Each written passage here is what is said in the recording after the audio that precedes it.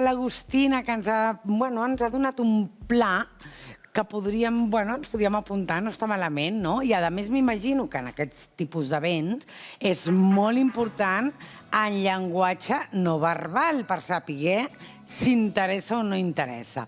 Però avui parlarem amb Lorena Bajo d'AC9 i parlarem de com influeix la comunicació no verbal quan ets una mare, cap als fills. Què tal, Lorena? ¿Cómo estás? Muy bien, buenos días. Buenos días. Muy bien. Pues aquí, mira, de citas, que hemos hablado de citas. Ya, ¿no? Estoy tomando nota yo. Por eso, y yo decía, aquí el lenguaje no verbal es muy importante cuando llegas a un sitio así, ¿eh? Claro, sí, la seducción, ya hemos hablado de ello en San Valentín. Correcto. Y, correcto, pero ahora nos centramos en las madres, que en los padres también, pero en las madres, porque además salimos del Día de la Madre, pues oye, pues vamos a centrarnos en las madres.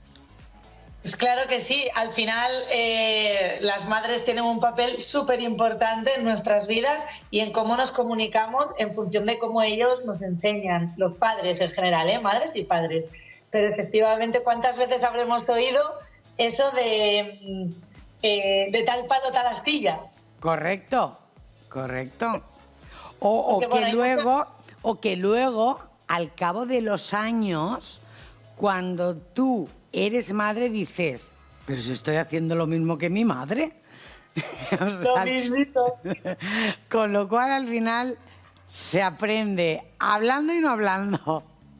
Hablando y no hablando, que también hablaremos del no hablar, como es la comunicación. Correcto. ¿Por dónde empezamos?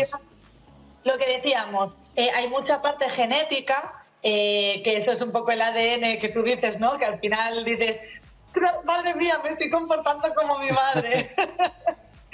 y las costumbres, la cultura, al final aprendemos por imitación. Tenemos un vídeo, no sé si se podría poner. Vamos a verlo y luego lo comentamos. Genial. Es el de los niños que copian a los padres, si no me equivoco, ¿verdad? Pues vamos a verlo y luego comentamos.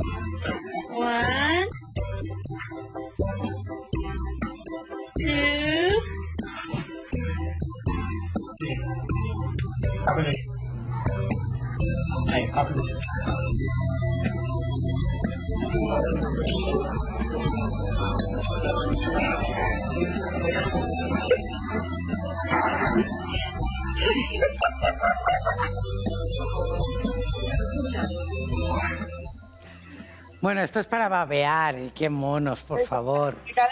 Sí, la verdad que son tan graciosos, hasta haciendo abdominales. Buenísimos, buenísimos. Tremendo. Pero es el puro reflejo, al final es el puro reflejo.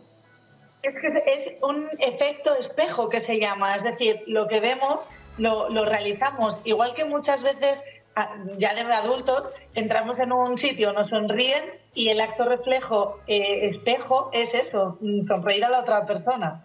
Claro, claro, claro. Entonces, al final sí que vamos aprendiendo todos los comportamientos de nuestros padres, aunque luego a lo largo de la vida nos van corrigiendo, que es un poco de lo que hablabas tú antes, de que con las miradas hablamos sin palabras, porque cuántas veces pues igual estás en una comida, pues cuando son más niños, ¿vale? Estás en una comida y están haciendo ruido con los cubiertos o similar el niño y la madre les mira, gira un poco la cabeza y ya el niño ya sabe cómo tiene que reaccionar. Y bueno, es cierto que muchos niños, solo con ver cómo se mueven, dices, es que puedo identificar al padre. Es que además, si ya verbalmente, si unos padres acostumbran a decir buenos días, buenas tardes, gracias, por favor, los niños acabarán diciendo exactamente lo mismo cuando toque. Pues me imagino que, claro, pues eso, el gesto, ya solo que entre una persona mayor y tú te levantes, que no estás hablando, ya estás diciendo algo, ¿no? El respeto a esa persona mayor. Sí, de eso también trataremos más adelante, porque centrándonos en esto que estábamos hablando del efecto espejo, de hecho hay un estudio que demuestra que con 10 meses los niños ya reconocen las expresiones faciales que hacen sus madres. Wow. Es decir, el experimento trata de un niño que lo ponen, bueno, pues en un cristal y el fondo es aparentemente suelo, pero de repente es como un acantilado. Hay un agujero, pero hay un cristal transparente que pueden seguir o no gateando por encima de ese cristal. Estamos hablando de niños de unos 10 meses. Entonces ponen al niño el cristal con efecto óptico de acantilado y a la madre. ¿En qué consiste el experimento? En que cuando pones al niño al otro lado del acantilado está su madre, entonces van gateando y en función de la expresión facial que la madre pone, ahí el niño continúa caminando o no. Porque sí que identifica que hay algo raro con ese acantilado, entonces como que sospecha y mira hacia su madre. Si la madre, por ejemplo, hace una sonrisa cómplice, el niño continúa. El bebé sigue gateando.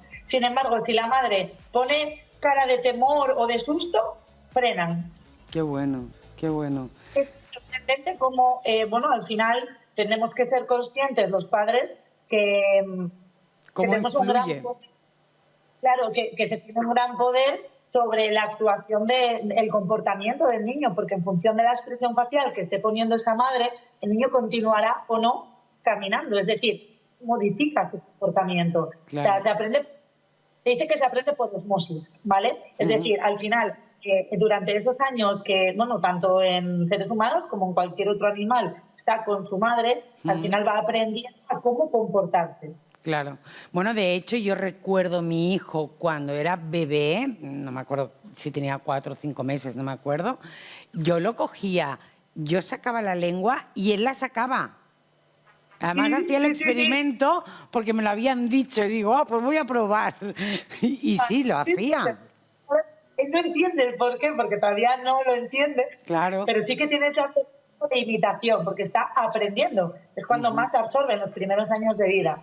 Entonces, bueno, igual que hablando de este tema que comentas, cuando un niño llora, bueno, hay muchos experimentos que siempre se habla que sí, que no es bueno cogerlo, qué es lo mejor. Pues hay muchos experimentos que demuestran que es bueno no ignorar el llanto de un niño y sí poder hacerlo, porque al final eso es el tacto, que es mucho de comunicación no verbal. Correcto, cierto. Tenemos que darnos cuenta de que tenemos 2 ojos para ver, 2 orejas para oír, pero es que todo nuestro cuerpo es tacto. Es decir, tú me tocas aquí o me tocas en un pie y yo me doy cuenta. Por lo tanto, cómo de importante sería el tacto en esa comunicación no verbal entre padres e hijos. Claro, y es que además, si ya desde pequeños acostumbramos al tacto, a los abrazos, después de mayor no tendremos... Hay personas que se ponen tiesas cuando les abrazas, ¿no? No se dejan llevar. No sé, sí, es cierto que, bueno, ahí entra mucho también eso, la personalidad de cada uno, pero es cierto que tú acostumbras a un niño a que habitualmente toque, abrace, va a ser más sencillo para él desde pequeñito entender que abrazar o tocar es... Bueno, hay un experimento que os lo quiero contar, que a mí me encantó cuando estudiamos todo como expertos con la SENOVE, etcétera. Es de Margaret Mead, que es una antropóloga con mucha importancia en sus estudios, y fue a Nueva Guinea y vio 2 tribus, ¿vale? Una tribu es los Arapes. En esa tribu ella lo que observó es que las madres, desde el inicio, abrazan al bebé, tocan al bebé, lo amamantan durante 3 o 4 años, o sea, continuamente están en contacto con los hijos, pero no solo sino cualquiera de la tribu. El niño llora, pues cualquiera que pasara por allí cogía al niño y lo cuidaba, ¿no? Están acostumbrados a ese cariño, a ese calor, a ese contacto, efectivamente. Entonces, ¿qué sucede? Que cuando eran mayores, ¿qué veía esta señora en esa tribu? Que los adultos pues eran más hospitalarios, eran tremendamente afables, pacíficos, incluso hombres, estaban acostumbrados a dormir entre ellos sin mayor afán que la convivencia. En Nueva Guinea también había otra tribu en una distancia que se llama Mundugumur. Y pues en esa tribu era todo completamente contrario. Su cultura era nada de tacto. El niño lloraba, lo tenían de hecho en una cesta que era de cuerda de esta áspera, lo dejaban ahí al niño, si lloraba meneaban un poco la cesta y ya está. Entonces, pues al final lo cogían solo para amamantarlo, lo dejaban ahí, dormía solo el niño directamente. ¿Qué es lo que se observó? Que de adultos pues eran mucho más agresivos, más hostiles, pero con todo el mundo. Entre ellos, aunque se hubieran criado juntos, también, no solo con los que venían de fuera. Incluso llegaban al caníbal. Wow. Bueno, de hecho, a lo mejor la comparación no es muy buena, pero cuando han detenido a un maltratador, a un asesino o algo, enseguida se ha visto que la infancia no fue buena, que no tuvieron cariño, no tuvieron amor, fueron abandonados o cualquier situación de este tipo. Sí, la verdad es que sí que, eso ya sería entrar en otro tema de criminología, etc. Pero bien es cierto que hay mucho de la personalidad que creamos, ¿no? A raíz de nuestra educación y por hablarlo, de hecho hay un libro que se llama El tercer hombre, que a mí me gusta mucho porque son dos gemelos que a uno, les adoptan de pequeños, los separan. Tienen el mismo ADN y a uno lo crían en el calor y en el cariño y al otro no. Y como uno desarrolla y el otro no, su parte psicópata que tienen dentro de su personalidad. O sea, es bastante interesante. Pero eso es otra. Nos vamos por las ramas. Vamos a por el otro ejemplo, el otro experimento. Eso es, ahí fue donde ella vio como uno hablaba del cariño y que efectivamente funcionaba, y como en el otro, que no había tacto, había hasta canibalismo. Entonces ahí es donde llegamos y decimos qué importante es ese cariño, ¿no? Ese calor, esas emociones, ese control de las emociones. Y hablando de ese control, conocemos otro experimento en el que a los niños se les hace, se llama la prueba de Maslow, donde se les pone, tenemos el vídeo también. Sí, vamos a ver, que hay una golosina por medio. Vamos a verlo.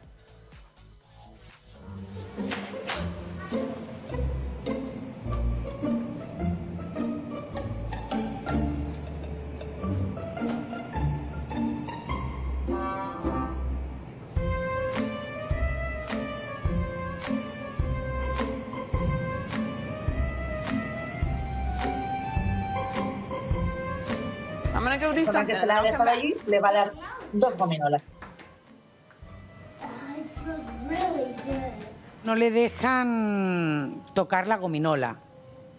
Puede tocarla. Lo que importa es que si él es capaz de contenerse, sin comer, dentro de unos minutos, le darán 2. Exacto. Entonces, esto es para ver el autocontrol que tiene el niño. Durante el experimento se ha descubierto que la cogen, lo tocan, lo apartan... Aguantan, pero la tentación está ahí. Entonces, hacen cosas, juegan. Entonces, lo que se observó es que los niños que eran capaces de ir conteniéndose enfocaban su atención en otra cosa. Es decir, en cantar, en jugar, en taparse los ojos y pensar en otra cosa. ¿Vale? Y vamos viendo cómo hay niños que aguantan, niños que no, que se acaban cogiendo la gominola. Claro. Este experimento, que bueno, vamos a continuar viendo ahí porque es bastante gracioso. Sí. Hay quien piensa que puede ser un poco tortura, porque al final están los niños ahí mirando la gominola. Pero, ¿de qué habla este estudio? Habla de la emoción que lleva el impulso. Es decir, de cómo hay veces que no nos controlamos, aunque sepamos que hay un mayor éxito después. Si yo me contengo estos minutos, luego sé que voy a recibir 2. Claro. ¿Qué hace que yo no me contenga? Bueno, pues el autocontrol, el conocerme, el carácter. Claro, aquí lo que se busca es la gratificación diferida. Si yo soy capaz de aguantar sin comerme esta gominola, luego voy a tener 2. ¿Qué es lo que prefiero? Vale, este experimento se hicieron a unos niños, más o menos como ves las edades de 4 o 5 años, y años después, como 20 años después, les volvieron a contactar y vieron cómo eran sus vidas en ese momento. Se descubrió ahí, lo llaman un poco el experimento del éxito, porque se descubrió ahí que los que habían conseguido aguantar sin comer la gominola y tuvieron de premio 2, pues tenían a futuro mejores resultados escolares, más amigos, mejor, se relacionaban más y mejor con la gente. Caray, qué bueno. Entonces, ahí, bueno, pues fue todo un éxito el ver cómo el autocontrol te puede llevar a mejores resultados. Claro. Es difícil en la época en la que vivimos, que hay que tener paciencia para explicar todo esto a los niños. Pues el llegar a esa educación con disciplina positiva, que bueno, es un modelo de educación que es como muy sencillo, pero realmente es como muy básico, pero a veces hay que recordar lo básico también, ¿no? Claro, totalmente. Y bueno, son 5 principios básicos, que sería un poco, pues, os voy a explicar un poco, pues, por ya terminar. Muy hablando de brevemente, ello. que nos quedamos sin tiempo y además, justamente, fíjate, despertar la conciencia a través del cuerpo en la infancia. Voy a hablar con su escritor, bueno, con uno de los 2 escritores, y imagínate, de niños a niños nos vamos. Pues genial, porque te dejo entonces con seguro más profesionales en este ámbito. Y nada, simplemente lo que decíamos, fomentar la confianza, las experiencias de revalorización y no solo castigo, el afecto y el respeto, porque cuando entienden los valores van a concentrarse mucho más en el respeto y en los valores. Así que nada, no os lío más. Dar ejemplo, eso es lo que tenemos que hacer. Contagiar el ejemplo bueno, ¿verdad? Eso es. Muchísimas gracias, Lorena. Hasta la próxima. Un saludo. Gracias.